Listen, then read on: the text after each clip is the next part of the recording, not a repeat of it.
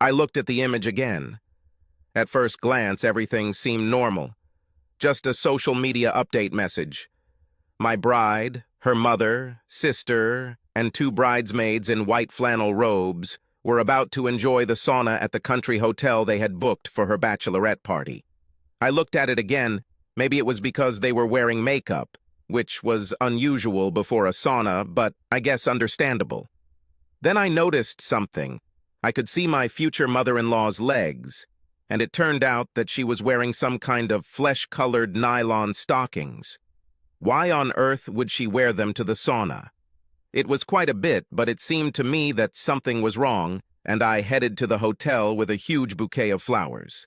I used it to get through the front desk, pretending to be a delivery guy with an order for a name and room number. I knocked on the door of their room. There was a long wait before Cheryl, the bridesmaid, opened the door. I heard music and voices inside. Not all of them were female. I lowered my voice and muttered, "Hello, delivery for the bride." Cheryl opened the door all the way, shouting to the others that Jonathan must have arranged for a flower delivery for Catherine, my fiancée. I walked in and saw two guys sitting on the couch with Tina, Catherine's sister, and another bridesmaid, looking very cozy.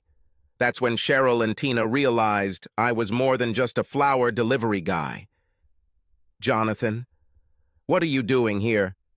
I ignored the question, threw the flowers, and went to the first bedroom.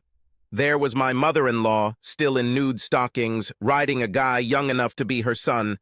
I quickly took a photo of them with my phone. She screamed in fright. I moved into the next room, and Tina and Cheryl followed on my heels. The sight that opened before me was terrifying. My reserved bride was being roasted on a spit. She was standing on all fours on the bed in wedding lingerie. Standing behind her was a man. Her eyes widened when she saw me. I took another photo. I ran out before any of them could regroup and try to stop me, and drove away, ignoring my phone, which was ringing off the hook with messages. Her father was furious when I said the wedding was off. He shelled out $10,000, but it didn't matter once he saw his wife's photo. The bridesmaids' husbands were equally dismayed by the news. I posted a message on the wedding website and in the email invitations, including a photo of my bride, with an explanation. This will probably get me into trouble, but I don't care anymore. Catherine and her mom finally tracked me down, and I've lost count of the number of apologies and shitty explanations I've gotten. The ex-mother-in-law was wonderful. It was her last hooray before starting married life, and she needed to get it out of her head. "It looks like you did this too before the wedding, but I see that you are still cheating on your husband after 25 years of marriage." The mother taught her daughter, I think. But she loves you. I doubt it. In any case, I think you should be concerned about something completely different. "What do you mean?" "You said." "Of course, and Greg was throwing your things out on the lawn when I left. Apparently a group of chickens met a group of deer. They got along, and my mother-in-law turned out to be especially popular among the younger guys.